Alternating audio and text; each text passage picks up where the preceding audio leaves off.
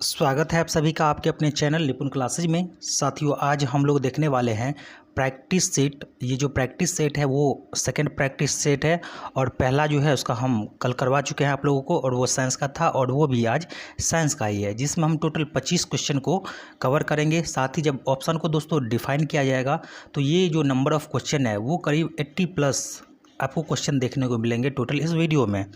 और इसके बाद जो आपको वीडियो मिलेगा वो सोशल साइंस का प्रैक्टिस सेट का वीडियो मिलेगा, यानी कि 2 साइंस के और 2 सोशल साइंस के। इसी तरह से ये क्रम आगे चलता रहेगा।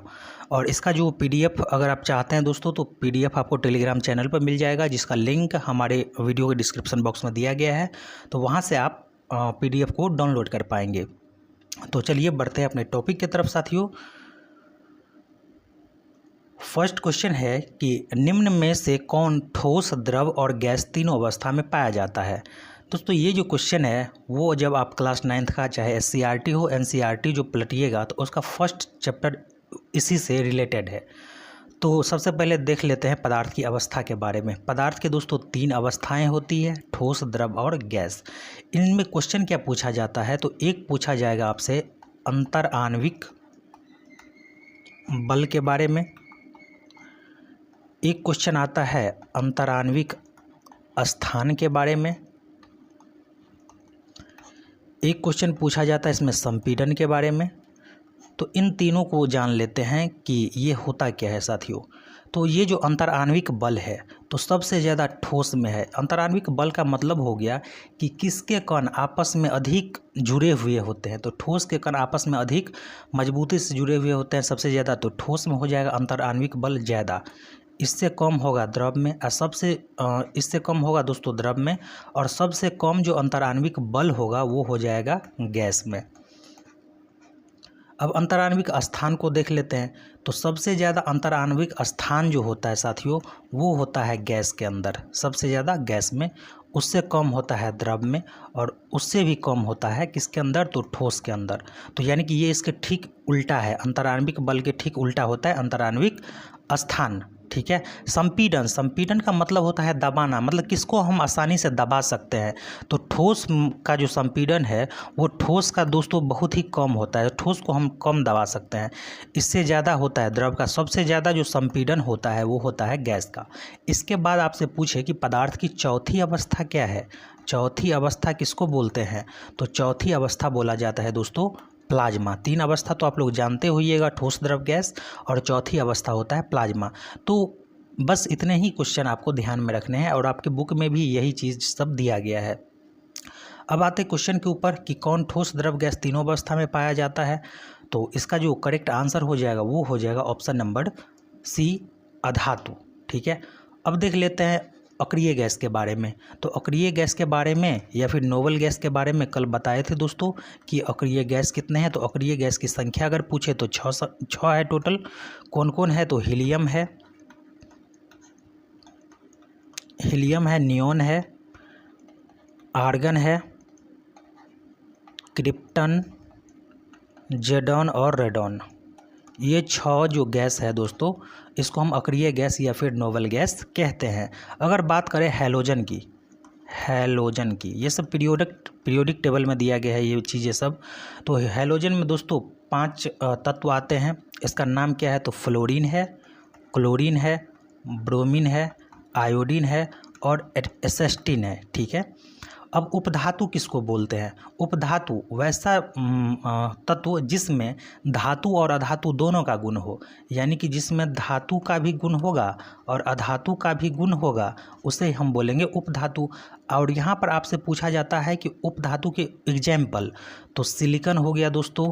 इसके बाद जो जर्मेनियम होते हैं, सिलिकॉन, जर्मेनियम, आर्सेनिक, तो ये सभी एग्जाम्पल है किसके तो उपधातु के एग्जाम्पल है। ठीक है। नेक्स्ट क्वेश्चन है हमारा, निम्न में से कौन पारिस्थितिक तंत्र का जैव घटक है। साथियों पारिस्थितिक तंत्र के बारे में पहले देख लेते हैं। ये जो वर्ड आपको दिख रहा है ना पारिस्थितिक तंत्र, इस शब्द का प्रयोग सबसे पहले किसने किया था तो टेंसले महोदय ने पारिस्थितिक तंत्र का इस शब्द का प्रयोग किया था। ठीक है। पारिस्थितिक तंत्र के 2 घटक होते हैं। कितने घटक 2 घटक। एक होता है साथियों जैव एक होता है जैव घटक और एक होता है अजैव घटक। और इसमें भी जैव को 3 भाग में बांटा गया है, उत्पादक, उपभोक्ता और अपघटक। तो इसका चर्चा किसी दूसरे क्वेश्चन में हम कर लेंगे, लेकिन अभी केवल जैव अजैव के बारे में देखते हैं। तो जैव में पूछा जाता है कि कौन जैव का उदाहरण है, कौन अजैव का उदाहरण है। दोस्तों जैव का मतलब होता है जीव, यानी जिसके अंदर जान हो, तो वो सभी जैव में आ जाएंगे। और अजैव का मतलब होता है जिसके अंदर जान नहीं हो, तो वो हो जाएंगे अजैव में। तो जैव का एग्जाम्पल अगर आपसे पूछता है तो जो भी घास हो गए, पेड़ पौधे हो गए, वनस्पतियाँ हो गई, जानवर हो गए, ये सभी जैव के उदाहरण है। और अजैव में क्या हो जाएगा, तो वर्षा हो जाएगा, हवा हो जाएगा, खनिज लवण हो जाएगा। तो ये सभी अजैव के उदाहरण है। ठीक है, तो यहाँ पर पूछा गया है कि पारिस्थितिक तंत्र का जैव घटक है, तो वर्षा तो हो जाएगा अजैव, हवा भी हो जाएगा अजैव, खनिज भी हो जाएगा अजैव। तो ऑप्शन नंबर सी करेक्ट हो जाएगा दोस्तों, घास करेक्ट हो जाएगा। अधिकांश सरीसृप में हृदय होते हैं। देखिए सरीसृप के जगह आपको एग्जाम में इंग्लिश में रेप्टाइल भी कभी कभी दे देता है। रेप्टाइल का मतलब होता है दोस्तों रेंगने वाला, यानी रेंग कर जो चलता है। तो रेंग कर जो चलने वाले जीव है, तो उसमें क्या सब आते हैं, तो सांप आते हैं, मगरमच्छ आते हैं।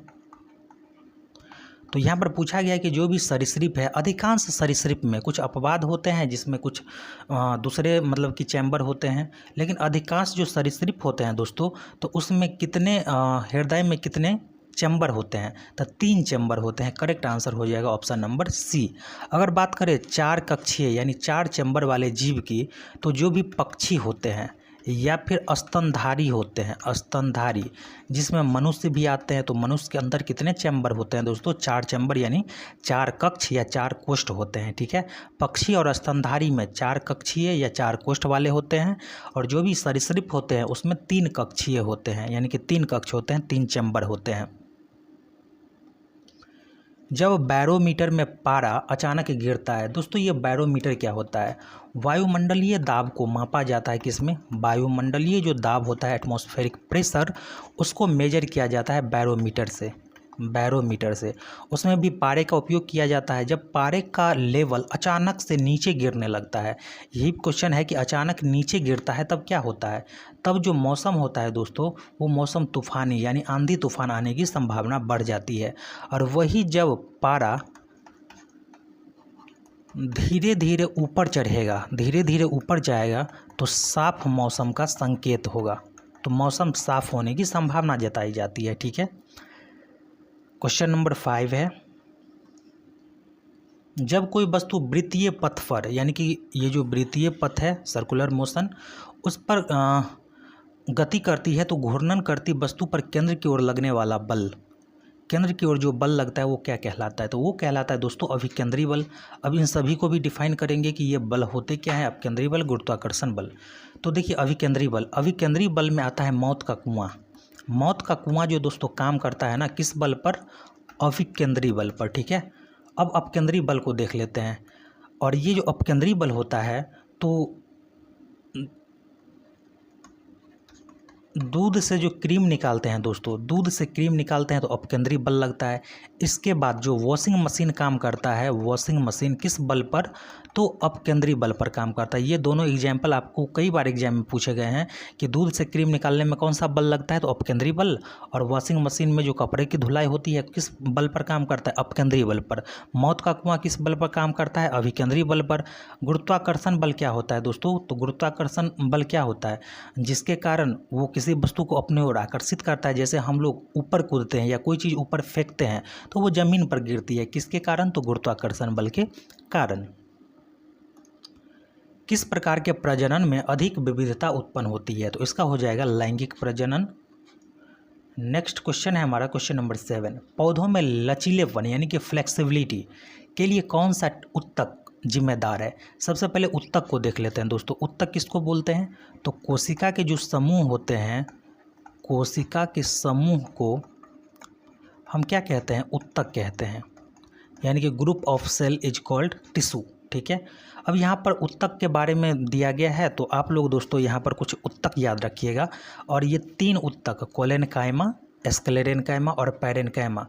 आपका जो 9th चैप्टर है, 9th का जो साइंस है साथियों, और उसका जब उत्तक वाला चैप्टर पलटिएगा तो इन्हीं उत्तक का जिक्र किया गया है, तो इनको हम बारी बारी से आपको बता रहे हैं। तो लचीलापन की बात की गई है तो ये हो जाएगा कॉलेनकाइमा। कॉलेनकाइमा की वजह से जो भी पेड़ पौधे होते हैं उसमें लचक होता है, लचीलापन होते हैं। अगर पैरेनकाइमा की बात करें तो पैरेनकाइमा दोस्तों अस्थायी उत्तक होता है, अस्थायी उत्तक होता है, ठीक है। एक होता है जटिल उत्तक, एक होता है जटिल उत्तक।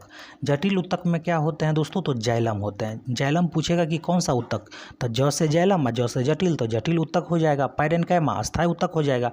अब जाइलम उत्तक का काम क्या है, तो पेड़ पौधों में पानी का संवहन करना, यानी पानी को जड़ से पेड़ पौधों के अलग अलग भागों तक पहुँचाना, ये किसका काम होता है, जटिल उत्तक का काम होता है। और जटिल उत्तक में भी किसका, तो जाइलम का। और फ्लोएम, फ्लोएम के बारे में पूछे तो जो भी खाद्य पदार्थ होते हैं, खाद्य पदार्थ होते हैं उसको एक भाग से दूसरे भाग तक पहुंचाया जाता है फ्लोएम उत्तक के द्वारा, ठीक है। अब यहाँ पर है स्क्लेरेनकाइमा। अब ये स्क्लेरेनकाइमा क्या होता है दोस्तों, तो वो पेड़ पौधों की रक्षा करता है, रक्षात्मक उत्तक कहा जाता है स्क्लेरेनकाइमा को, ठीक है। क्वेश्चन नंबर 8 है, दांतों का टूटना तब शुरू होता है जब पीएच मान के बारे में दिया गया है। तो आप लोग अम्ल, क्षार, लवण के बारे में जानते हुए दोस्तों, अम्ल का स्वाद खट्टा होता है, क्षार का कड़वा और लवण का नमकीन। और जब अम्ल और क्षार जब आपस में अभिक्रिया करते हैं तो लवण बनाते हैं, ठीक है।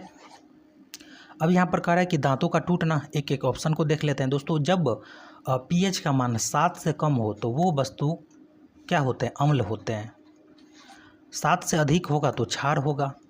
और 5.5, अगर मान लेते हैं कि जब दांत का जो पीएच है वो 5.5 से कम हो जाए तो क्या होता है, दांत का टूटना शुरू हो जाता है। तो 8 नंबर का सही आंसर हो जाएगा 5.5 से कम।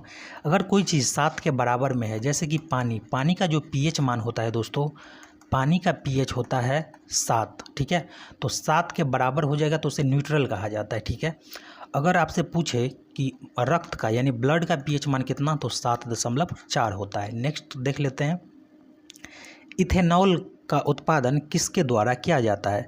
ये इथेनॉल होता क्या है दोस्तों, एक प्रकार का एल्कोहल होता है। इसका दूसरा नाम है एथिल एल्कोहल, एथिल एल्कोहल, जिसका सूत्र होता है C2H6O, ठीक है। अब यहाँ पर है कि इथेनॉल का उत्पादन किसके द्वारा किया जाता है, लवणीकरण, संयोजन, अनुमापन या किण्वन, किण्वन के द्वारा किया जाता है दोस्तों। और जब ये किण्वन का प्रक्रिया किया जाता है तो कौन सा गैस निकलता है, कार्बन डाइऑक्साइड गैस निकलता है। जैसे कि ये किण्वन का यूज कहाँ किया जाता है, तो शराब बनाने में यानी अल्कोहल बनाने में किया जाता है, और उस दौरान अधिक मात्रा में कार्बन डाइऑक्साइड गैस निकलती है।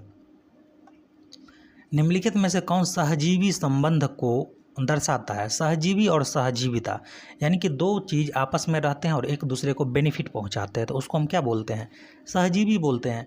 तो करेक्ट आंसर आपको बताने हैं, तो लाइकेन हो जाएगा दोस्तों करेक्ट आंसर। अब पूछे कि लाइकेन किसका किसका सहजीवी है, तो शैवाल और कवक का, ठीक है। अगर बात करें संड्यू की, घटपर्णी की, तो ये दोनों कीटभक्षी पौधा है, यानी कि कीड़े मकोड़ों को फंसा के खाता है। कीटभक्षी पौधा है कौन कौन, तो एक संड्यू हो गया, एक घटपर्णी। और अमरबेल परजीवी है, परजीवी पौधा का नाम है दोस्तों अमरबेल। क्वेश्चन नंबर 11 है, हिमालय में एप्पल एक औषधीय पौधा है जो उच्च क्षेत्रों में पाया जाता है।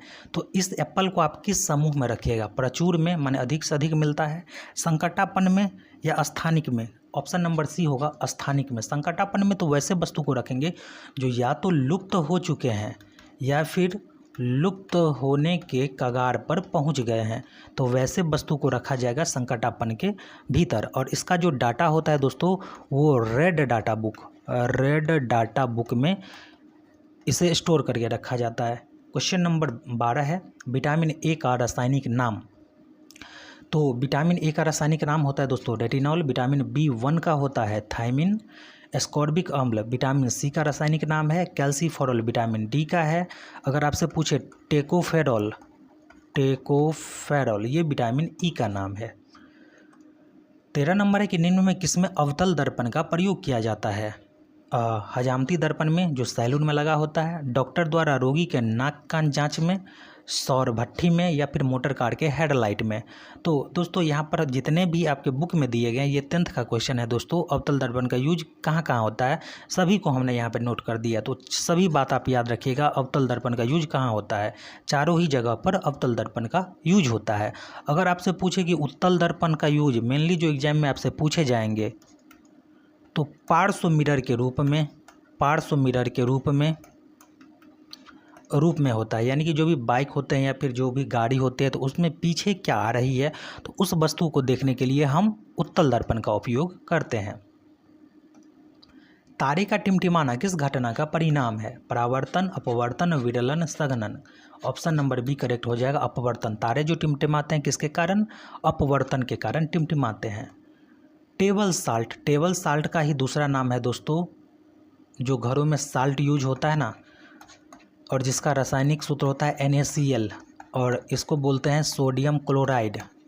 सोडियम क्लोराइड को ही बोलते हैं टेबल साल्ट, ठीक है। तो टेबल साल्ट का सूत्र क्या होता है, NaCl होता है। ऑप्शन नंबर बी करेक्ट हो जाएगा। अगर बात करें H2SO4 की, तो ये होता है सल्फ्यूरिक अम्ल, सल्फ्यूरिक अम्ल होता है H2SO4। CO ये होता है दोस्तों carbon monoxide gas, carbon monoxide gas का सूत्र होता है CO। और HCl के बारे में पता होगा, हाइड्रोक्लोरिक अम्ल, और ये हमारे पेट में पाया जाता है, स्टोमक के अंदर, हाइड्रोक्लोरिक अम्ल। नेक्स्ट है कि निम्न में से कौन पुरुष हार्मोन है, वैसा हार्मोन जो पुरुष के अंदर पाया जाएगा। तो डोपामिन, डोपामिन दोस्तों ब्रेन से सीक्रेट होने वाला हार्मोन है, जो दोनों में पाया जाता है, महिला पुरुष दोनों में। टेस्टोस्टेरोन इसका करेक्ट आंसर हो जाएगा, ये पुरुषों का हार्मोन है, पुरुष में पाया जाता है।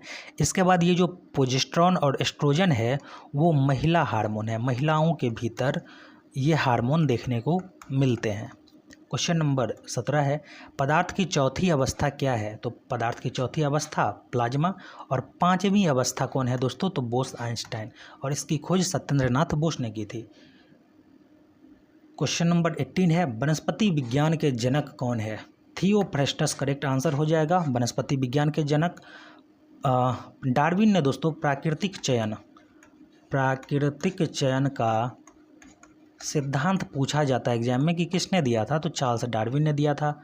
न्यूटन के बारे में जान लेते हैं, गति का नियम तो न्यूटन ने दिया था। साथ ही भौतिकी का पिता, यानी आधुनिक भौतिकी का पिता कहा जाता है न्यूटन को। लेबोजियर की बात करें तो रसायन शास्त्र के पिता कहा जाता है, किसे, लेबोजियर को कहा जाता है। क्वेश्चन नंबर 19 है, किसकी कमी से रक्त अल्पता यानी खून की कमी होती है, आयरन की कमी से रक्त अल्पता की कमी होती है। प्रोटीन की कमी से कौन सा बीमारी होता है दोस्तों, तो क्वाशीओकर बीमारी होता है प्रोटीन की कमी से। कैल्शियम इससे क्या होती है, तो हड्डियाँ कमज़ोर हो जाती है, हड्डियाँ कमज़ोर हो जाती है कैल्शियम की कमी से। क्वेश्चन नंबर 20 है, गति के नियम का प्रतिपादन किसने किया था, तो न्यूटन ने किया था, करेक्ट आंसर सी हो जाएगा। डाल्टन ने दोस्तों, डाल्टन के बारे में बताए हैं कि परमाणु सिद्धांत यानी कि एटॉमिक थ्योरी किसने दिया, डाल्टन ने। प्रोटॉन की खोज के बारे में पूछे तो रदरफोर्ड ने।